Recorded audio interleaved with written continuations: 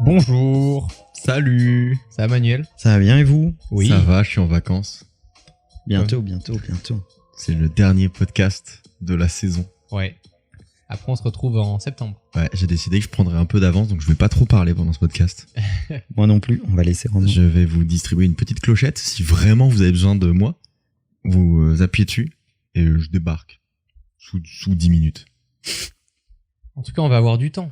Oh, ça y est, ça a introduit le podcast. Lui, il est pressé d'être en vacances. Hein. Ouais. Moi, j'allais vous demander comment ça va, tout ça, la famille, etc. Comme on fait d'habitude. Lui, tout de suite, il rentre dans le sujet. On va avoir du temps. Ouais. Parce qu'on va être en vacances. Et moi j'adore le moment des vacances françaises, là où plus personne ne travaille. Ça passionne Manuel d'ailleurs. Ouais, Manuel Baye, il est déjà en vacances, Manuel. Ouais. Bon, il l'a un peu toute l'année, mais bon. Moi, j'adore ce temps.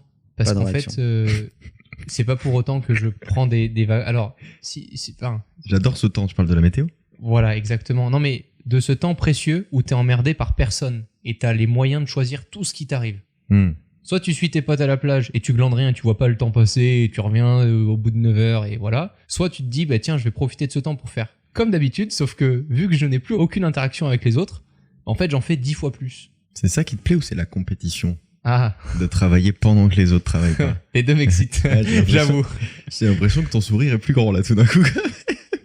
Je profite souvent des vacances pour m'initier sur des sujets, toujours des sujets business et autres, parce que ça fait partie de ma passion aussi, mais Pas que. des sujets sur Plage lesquels naturiste, tout ça. voilà, Ouais, c'est je vrai. prends pas le temps. C'est ici beaucoup dans des sujets aussi d'ailleurs. Pas toujours qu'on s'entend d'ailleurs. C'est le dernier podcast, ça va être. Les gars, ça va être infernal là, putain. Donc non, c'est vrai. Alors, je fais pas les mêmes choses que d'habitude, Bah oui, c'est vrai. mais je m'intéresse souvent à des nouveaux Tu fais sujets. quoi par exemple pendant tes vacances? Bah le dernier, durant les dernières vacances, j'ai pris une semaine à Noël. Bah, je m'étais intéressé sur les droits musicaux. Voilà. Donc j'ai poncé sur c'est quoi des droits musicaux physiques, numériques, publics. Est-ce que ça s'achète? Est-ce que ça se vend? Est-ce qu'il y a des plateformes qui existent? Ça m'a juste intéressé parce que j'avais commencé à lire un bouquin qui en avait parlé. Ouais. Et voilà. Et pendant une semaine, j'ai juste. Alors, je m'initie. Tu vois, j'ai pas le temps en une semaine de devenir un expert. Hein. Bah, si en une semaine on devient l'expert de quoi que ce soit, c'est inquiétant. Voilà. Mais par contre, c'est cool parce que du coup, ça peut me permettre juste d'avoir aussi une autre vision sur des sujets pour lesquels le reste du temps, dans l'année en tout cas, bah, je prends pas le temps de le faire, quoi. Moi, je fais ça avec la chirurgie. Au bout d'une semaine, j'opère des gens. Ça Je sais m'énerve pourquoi. cette question. Ouais, tu peux être homéopathe. Oui, bah ça en c'est une sûr. semaine. Oh, bah, ça c'est sûr. Hein. Tu vends de l'eau cristallisée avec un peu de sucre. La pisse depuis toi. C'est exactement ça. 3 pissenlits, 2 orties, merci, je suis droïde. Et comment vous gérez votre temps? Léo, tu gères ton temps différemment quand Non, tu... moi je fais rien de très différent parce qu'en général je suis en retard au mois de juillet. Donc je taffe sur les vidéos qui devaient sortir au mois de juin. Voilà. Donc moi mes vacances c'est à peu près la même chose que le reste de l'année en fait. Sauf que parfois j'ai les pieds dans la piscine. Une semaine de temps en temps, mais sinon moi c'est pas très différent. Ouais, bon, on est d'accord, autour de la table, là, personne ne s'oblige à se dire c'est le mois d'août, il faut que j'aille réserver la maison de camping et que je ne foute rien si ce n'est prendre des coups de soleil. Qu'est-ce que c'est une maison de camping? C'est pas ça, La maison de campagne. peut-être, c'est un mix. Le camping, en fait, il y a la campagne. Le Ouais. principe du camping, c'est qu'il n'y a pas de C'est qu'il n'y maison. a pas de maison. Tu peux avoir un camping dans une campagne. Tu dors où du coup? C'est-à-dire, En camping. Dans Bah, dans un une toile de mobil-home tente. ou dans une tente. Ah, si elle est d'accord. je Mm. connais. Bien, elle est très bien. On a déjà parlé l'été dernier justement, c'était juste avant de prendre nos vacances. Souviens-toi l'été dernier. De l'importance de prendre des vacances et de vraiment déconnecter. Toi, par exemple, ça t'arrive tous les ans de prendre une semaine où vraiment, en termes de business, on n'entend plus trop parler de toi. Bon, tu es joignable, etc. par nous parce que tu nous aimes énormément. Mais vraiment, il y a une semaine où tu coupes, tu t'obliges à couper. Tout le reste de l'année, tu taffes. Mais cette semaine-là, tu arrêtes tout. Oh, je m'oblige pas beaucoup, hein. Non, mais Les c'est dans ton planning. les conditions autour de moi font que, sincèrement, je le vis pas comme un calvaire, hein. Oui, j'ai l'impression que tu kiffes. Mais t'aimes bien faire ce truc-là, c'est une habitude que t'as pris. Ouais, j'aime bien ça, j'en souffre pas. Je sais que il y a des équipes qui s'occupent du business. Je sais aussi que personne n'est indispensable et que les choses trouveront toujours une solution d'une façon ou d'une autre. Et si elles n'en trouvent pas, c'est un fail. Ça veut dire qu'on est mal organisé. Pour autant, on a tenu ce discours-là et on pense toujours que c'est important, on n'a pas changé d'avis. Mais est-ce que ça s'applique à toutes les situations? Le fait de devoir absolument profiter de son mois de juillet et de son mois d'août pour se reposer? Pas forcément pour se reposer. La question, moi tel que je la regarde, c'est tu vas disposer de ton temps. Ouais. C'est-à-dire le reste de l'année, tu fais une transaction, un business. T'as des obligations. Avec ta propre boîte ou ton employeur, si tu es employé. C'est-à-dire que tu vends ton temps contre de l'argent. C'est ça le principe. Ouais. D'accord? Donc, dans ce temps, on espère qu'il y a des compétences qui vont générer de la valeur, qui fait que l'argent qu'on va te donner est inférieur à la valeur qui a été générée, sinon ta boîte est en faillite. Ouais. Ok? Jusque-là, j'ai résumé assez simplement le truc. Là, tu vas pouvoir disposer de ton temps comme tu veux. Et je trouve assez fascinant d'observer ce que les gens en font. En général, pas grand-chose. Donc, t'as, on va dire, des étudiants, au sens large du terme. Ouais. D'accord? Eux, ils vont avoir, en fonction de où est-ce qu'ils sont dans leurs études, entre 60 et 80 jours de disponibles. Quoi? C'est énorme. Les vacances d'été. 2 mois, c'est 60 jours, un peu plus si ta rentrée scolaire est plus tard. Putain, j'aurais dû être étudiant. D'accord? Mais t'as été à l'école quand même, Romain. Bon, j'ai arrêté tôt quand même. C'est bien ça le problème. Oui, mais t'as vu que t'avais des vacances d'été quand même. Pas vraiment, parce que je montais des PC, moi. J'étais un peu con. Mais d'accord, mais t'étais pas à l'école. Si. Mais pour moi, les vacances, c'était travailler sur autre chose que les cours et que ce que me donnaient les profs. Bon, on s'en fout, je vais continuer. C'est un menteur, ce mec, c'est fou. Pourquoi? T'étais à l'école en plein mois d'août. Mais non, j'étais pas à l'école. Oui, mais j'étais pas à la plage en train de glander. Mais t'as vu que c'était ma deuxième question quand même, tu l'as. D'accord. T'as compris les mots dans la phrase. Oui, j'ai tout compris. Top. Siffler l'arbitre. Ça va être dur. Hein. Donc, je dirais entre 60 et 80 jours pour les étudiants en fonction de où est-ce qu'ils sont dans leur cursus. C'est colossal. Un salarié moyen en France, il a 5 semaines de congés payés. Il prend en général entre 2 et 3 semaines l'été.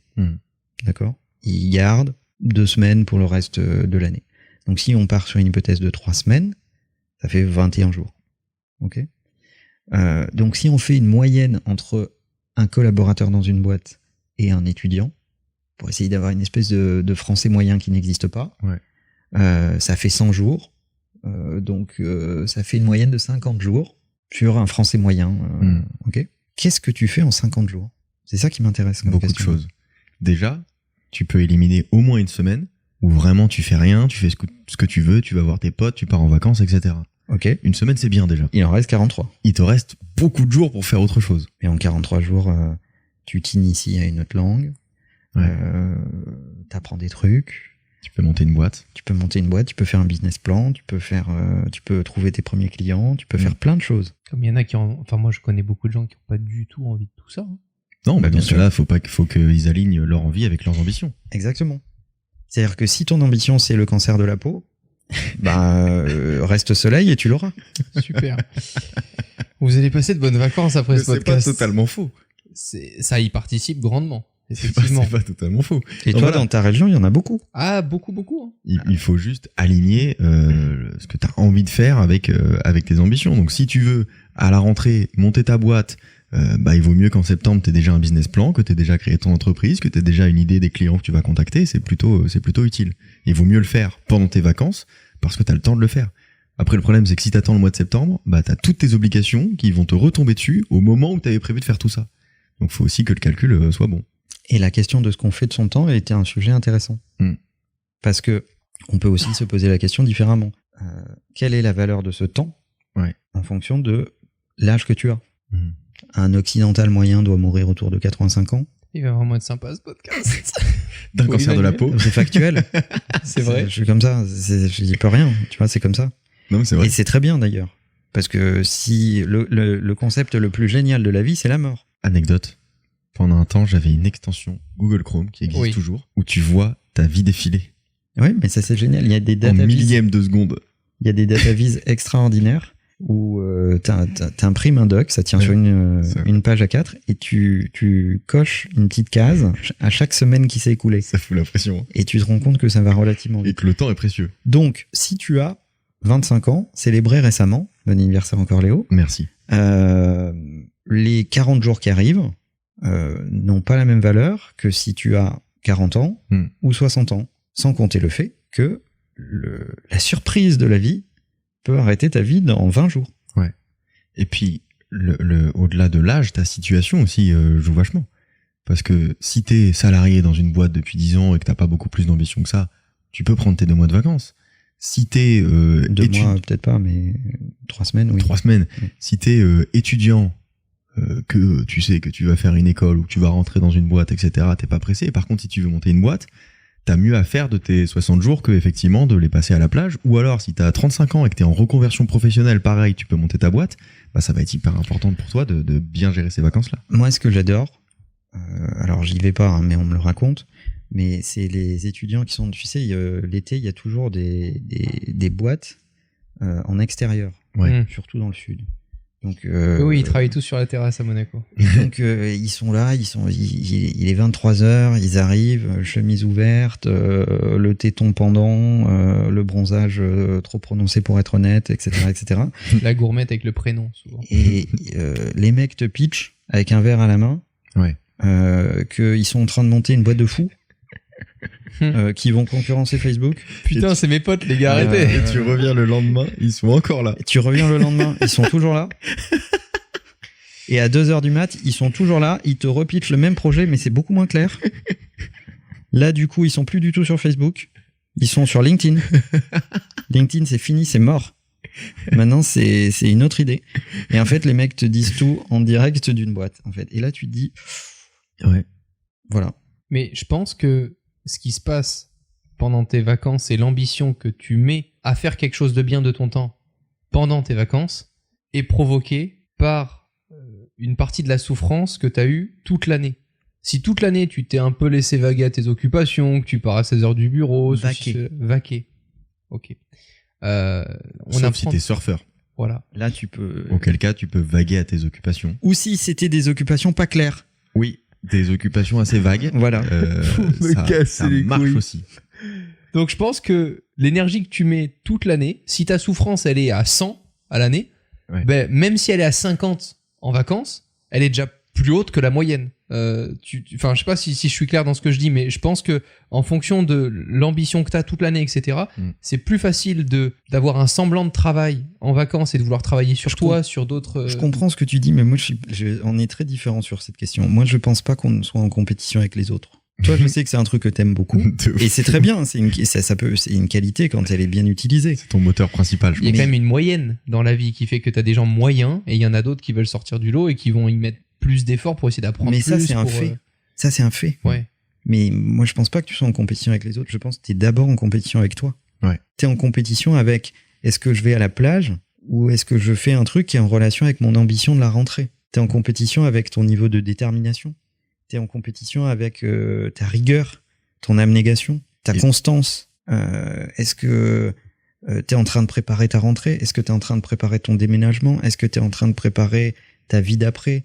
Est-ce que tu es en train de préparer, je sais pas moi, le fait d'arriver dans une autre ville parce que tes études t'y amènent? Est-ce que tu es en train de prendre des vacances, non pas dans un lieu en fonction du niveau de soleil qu'il y a, mais en fonction de la langue qui est parlée dans ce lieu, parce que c'est une langue importante pour toi dans l'avenir de ta carrière professionnelle. Tu peux passer de très très bonnes vacances en Irlande, en Écosse ou en Grande-Bretagne ou aux États-Unis. Ça t'apprendra à parler anglais. Ouais. Alors ça sera peut-être un tout petit peu moins cool que si tu vas sur la Côte d'Azur, en Grèce, en Italie ou je ne sais où, mais en même temps, pose-toi la question.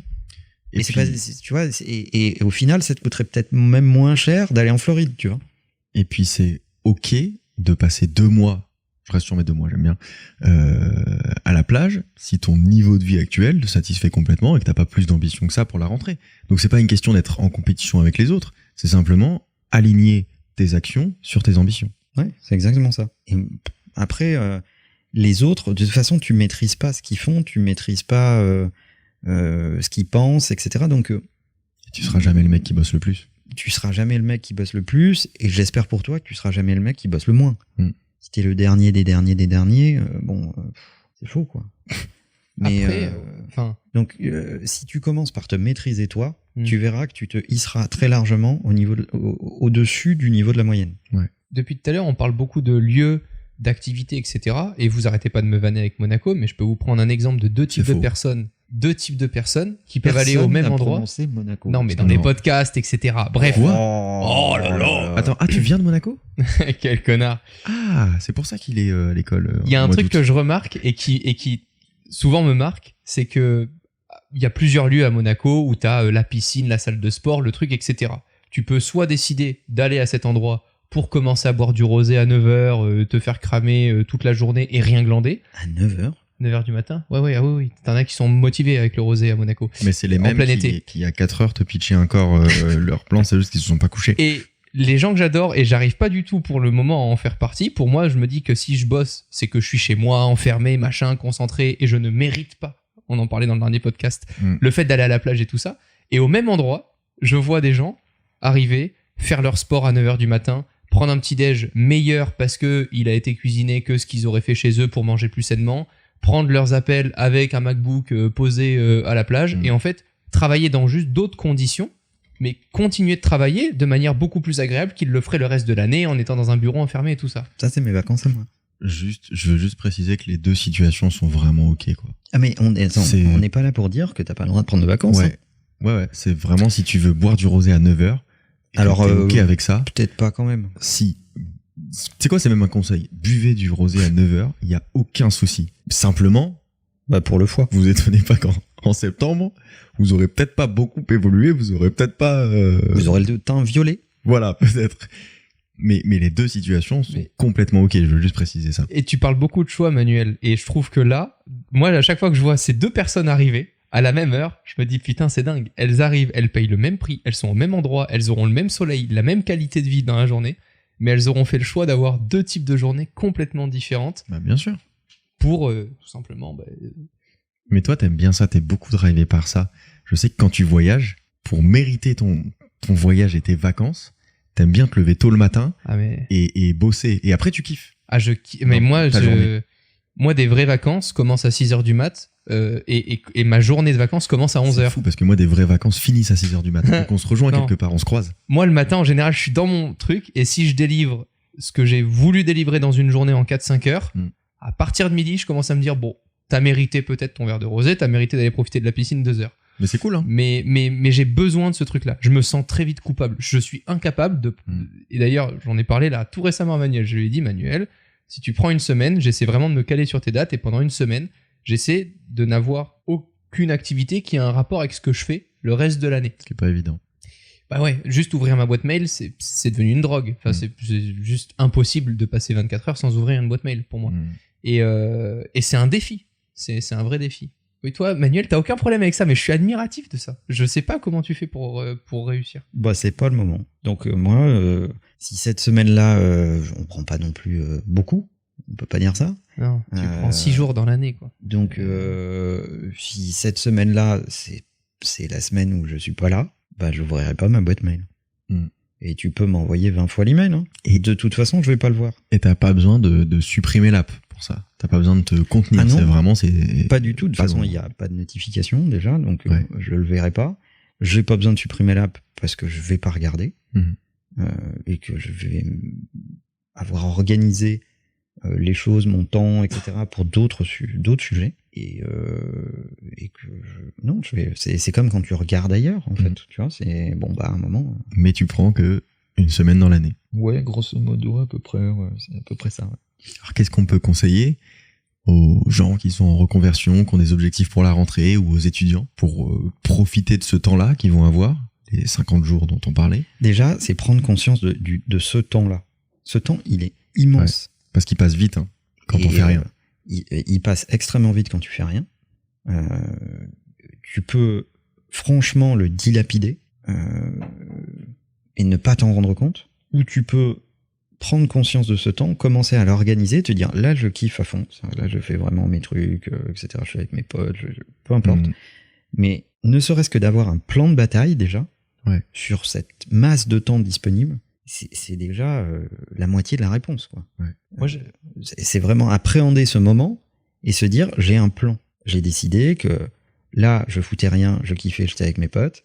Là, j'investis sur moi. C'est-à-dire que j'ai envie d'apprendre un truc, mais ça peut être n'importe quoi. Tu vois, si tu veux te mettre à l'escalade, enfin, j'en sais rien, tu vas apprendre une compétence. Et c'est vraiment pas une étape à sauter, parce que si tu le fais pas, tu feras jamais tes objectifs. C'est comme quand tu pars en vacances, tu te dis, bah ça va, on a une semaine pour visiter ça, tant que tu te mets pas un calendrier disant, ce jour-là, on va visiter ça, même s'il est souple, mais tu le feras jamais, parce que tu diras tous les jours, non mais ça va, on a le temps, il nous reste encore 4 jours, puis 3 jours, puis 2 jours, puis après t'as plus le temps. Alors t'es pas obligé de tomber dans l'organisation de la famille versaillaise, au moins des objectifs. 7h15, tartine, tu vois, c'est pas Club Med, quoi. 8h18, tout le monde est dans la voiture. Mais au moins se fixer des objectifs principaux. Mais si tu organises pas un minimum ton temps, c'est sûr qu'il va passer très très vite et tu vas te rendre compte que finalement tu n'auras pas foutu grand chose. Et moi je trouve que c'est un moment sur lequel tu as cette chance extraordinaire que les autres peuvent ne être absents de cette période-là, si tu le décides vraiment. Et donc te retrouver avec toi, ce qui compte pour toi, décider de qui fait partie de ce moment et qui n'en fait pas partie, et de faire des trucs qui sont importants pour toi. Mais il y a plein de gens à qui tu poses la question, qu'est-ce qui est important pour toi?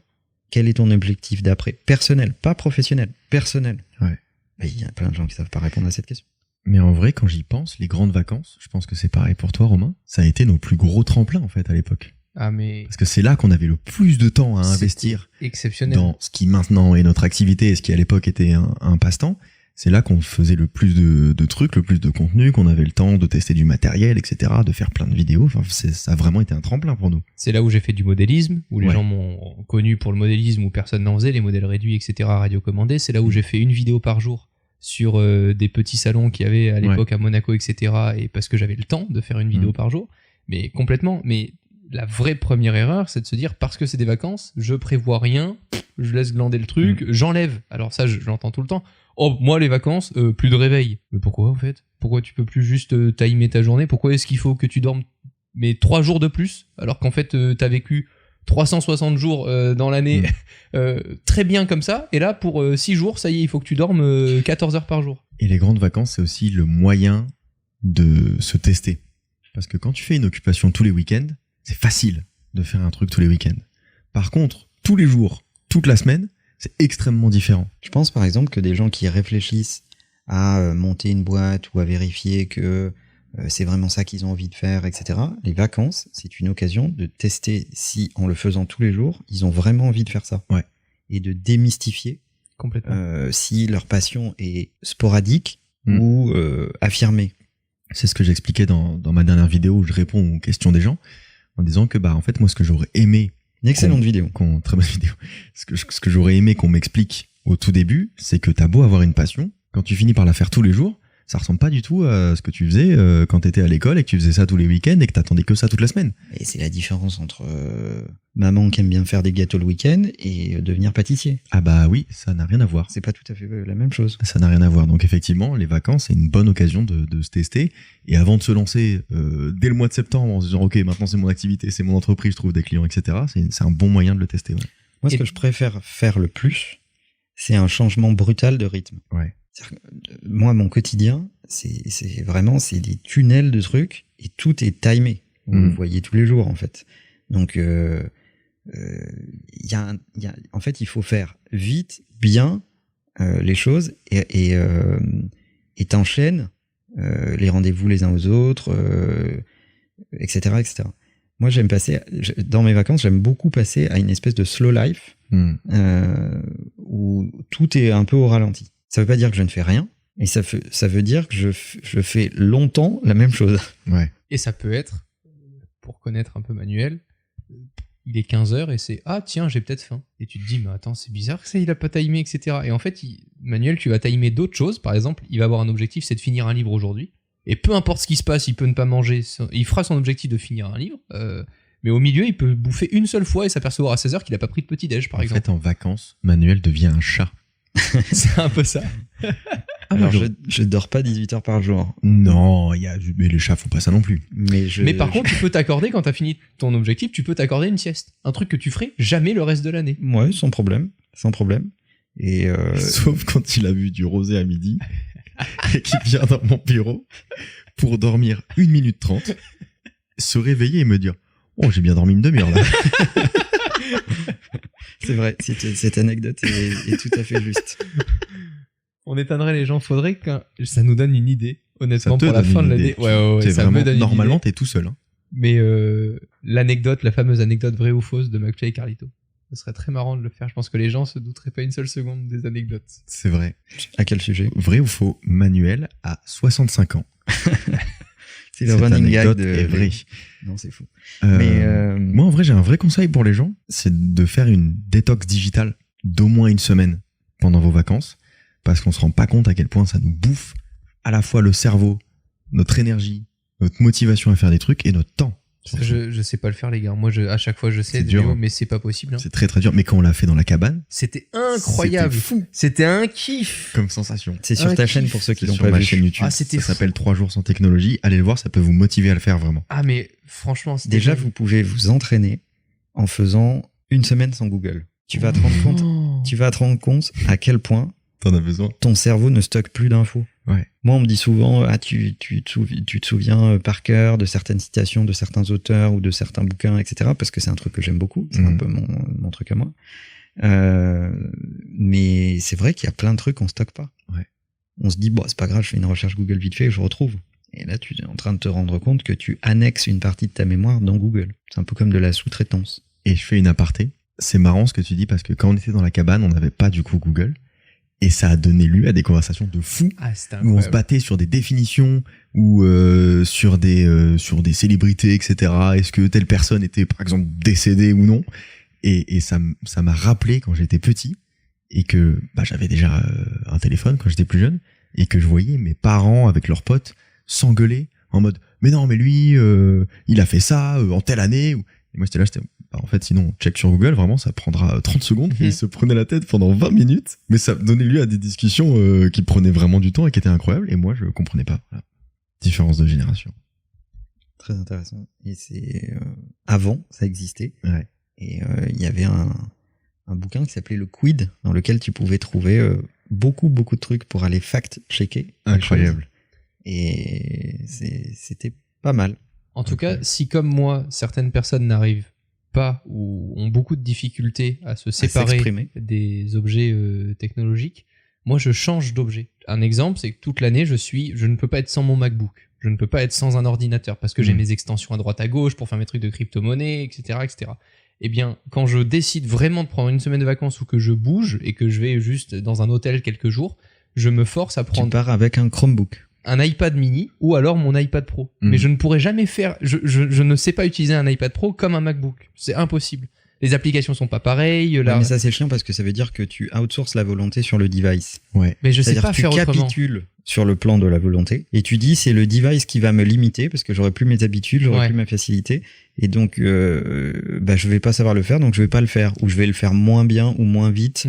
Et donc mais c'est vraiment c'est l'absence de volonté. Alors j'ai un autre conseil du coup qui peut vraiment aider parce que moi c'est un livre qui m'a vraiment donné envie de le faire. Digital Minimalism, qui parle de ça et qui parle des conséquences de l'électronique, etc., de notre smartphone sur nous et comment s'en séparer un peu. Et je pense que le meilleur truc, c'est justement de lire un livre qui en parle parce que c'est extrêmement motivant. De lire toutes les études scientifiques, etc., les observations de l'auteur. Moi, ça m'a beaucoup aidé pendant un temps à me séparer un peu de mon smartphone. Il y a d'autres choses. Moi, je trouve que cette période-là, c'est un super moment pour aussi essayer de se mettre en difficulté. Faire des activités avec lesquelles tu n'es pas à l'aise. Dans notre vie du quotidien, comme on attend de nous de la performance, du rythme, quel que soit le travail que l'on fait, on a tendance à s'expérimenter, ou en tout cas s'éprouver et s'améliorer sur un sujet qui est le nôtre, qui est notre occupation du quotidien. Aller se mettre en difficulté sur un sujet qu'on connaît pas du tout, mets-toi, je sais pas moi, au rafting, à l'escalade, je sais pas quoi, que t'as jamais fait de ta vie, c'est vachement intéressant. Tu le disais tout à l'heure, même partir dans un pays étranger. Ouais. Dans lequel tu pas hyper à l'aise avec la langue ou par exemple. Ça, c'est intéressant. Ou avec la culture. s'entourer de gens différents de ceux qu'on a l'habitude de fréquenter.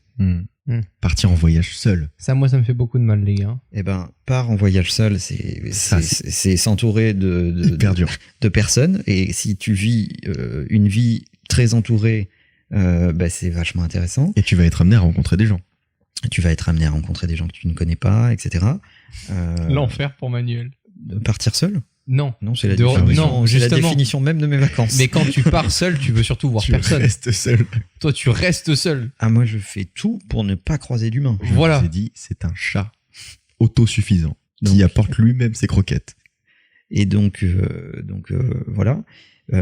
Ou effectivement, partir avec des gens que tu connais pas. Oh non, quel enfer. Ah non, ça c'est pas possible. Mais on le fait aux gamins. Qu'est-ce qu'on fait aux gamins pour qu'ils essayent de se défaire de la zone connue qui est l'école, la famille, etc. On les envoie en colonie de vacances. Ouais.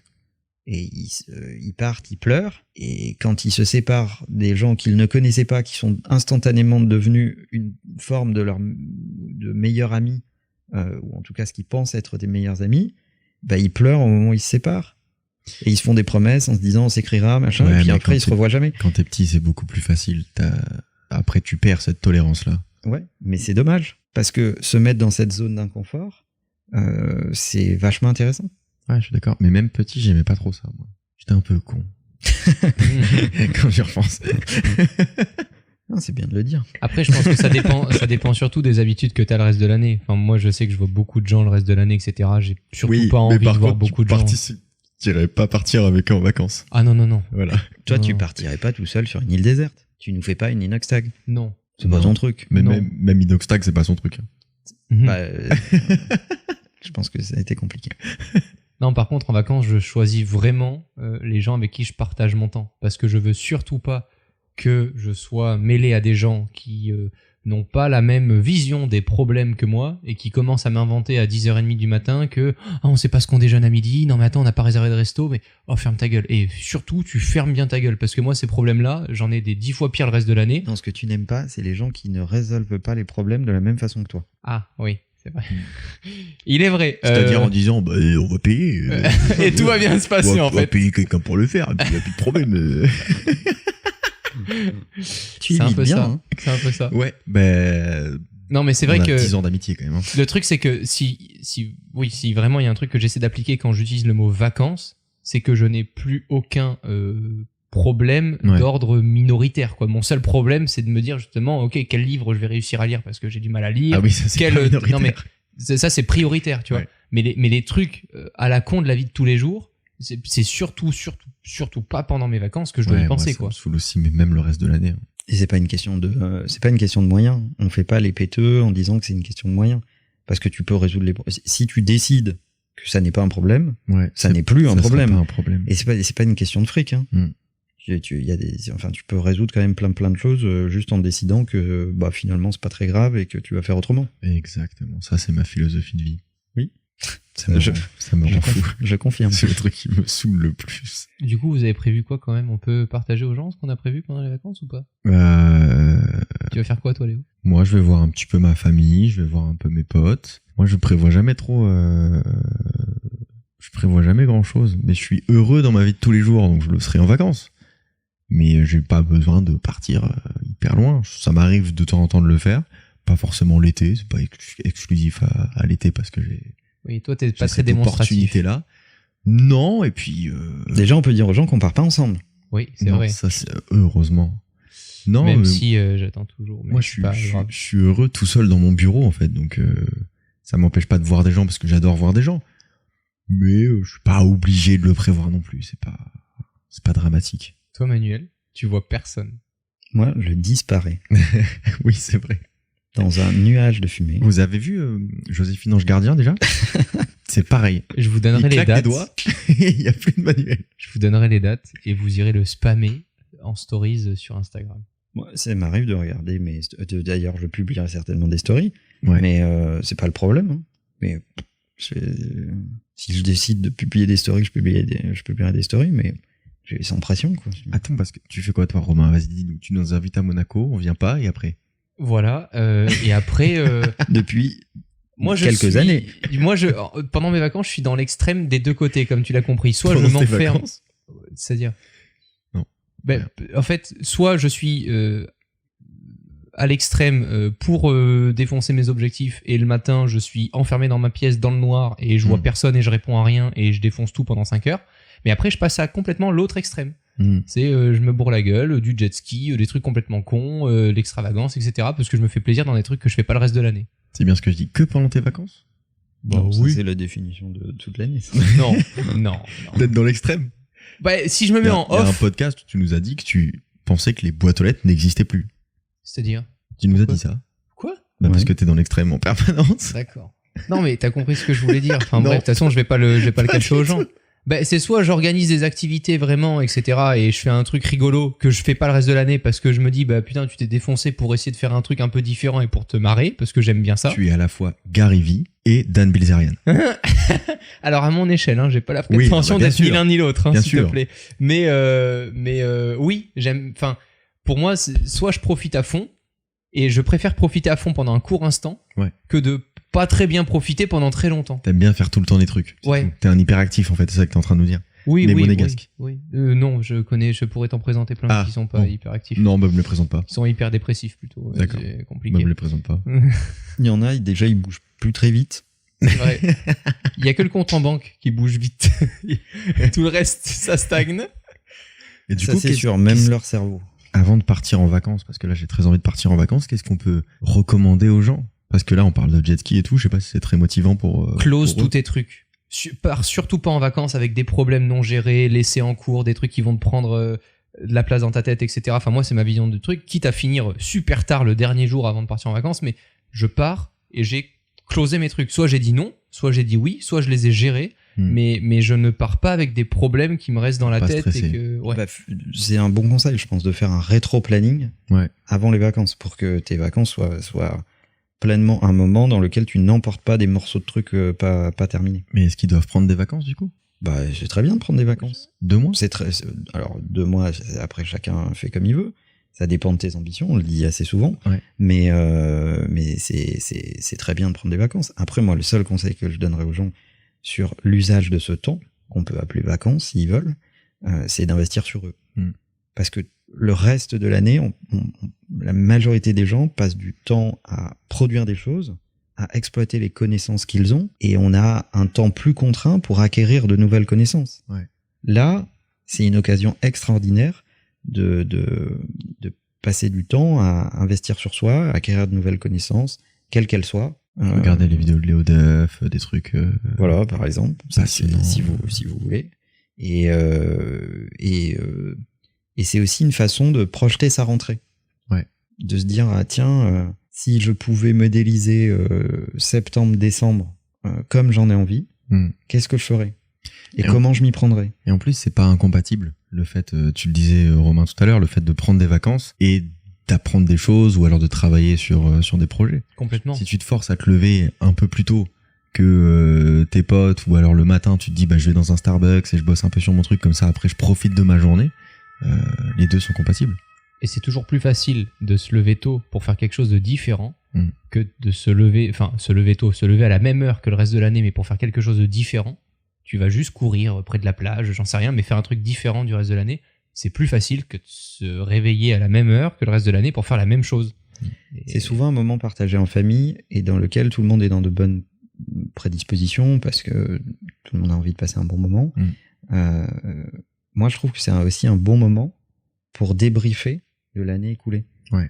Parce que tout le monde est un peu détendu, tu vois, t'es pas dans le stress du quotidien, tu vas a priori pas t'emporter, sauf si Jean-Jacques a rayé la Laguna en se garant à la maison de camping. Quel enfoiré. Ça, par exemple, c'est pas un problème. Ça doit pas être un problème. Mais ça me rendrait fou. Puisque tout le monde est dans de bonnes prédispositions, je trouve que c'est un bon moment pour se poser des questions sur qu'est-ce qu'on devrait changer dans notre rythme de vie, comment on pourrait faire les choses différemment, qu'est-ce qui pèse pour toi, comment on peut s'organiser différemment, pour tester si ça marche. Et pour essayer. Et voilà. Et je trouve que c'est un bon moment pour discuter de ces choses-là. Parce que tout le monde est détendu. Donc il y a plus de chances que ça soit productif. et pas une décision un peu radicale, prise à la va-vite et pas très réfléchie. C'est aussi une bonne façon de faire une bonne rétrospective avec votre famille ou vos potes en disant ce qui a compté pour vous sur la première moitié de l'année, ce qui a été important pour vous, de dire aux gens que vous les aimez, ceux qui ont été importants autour de vous.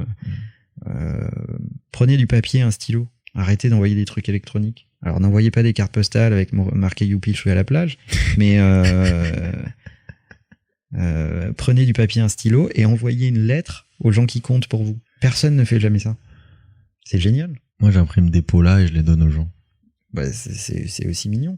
Mais c'est génial de faire ça.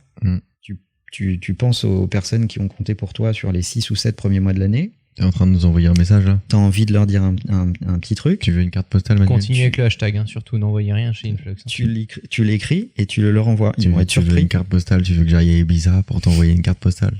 Non. C'est ça? Non, pas avec des culs. C'est ça que tu veux, Manuel? Surtout pas. Bonnes vacances. Bonne prise de temps. Bonnes vacances à tous. La bise. Salut. Bye bye.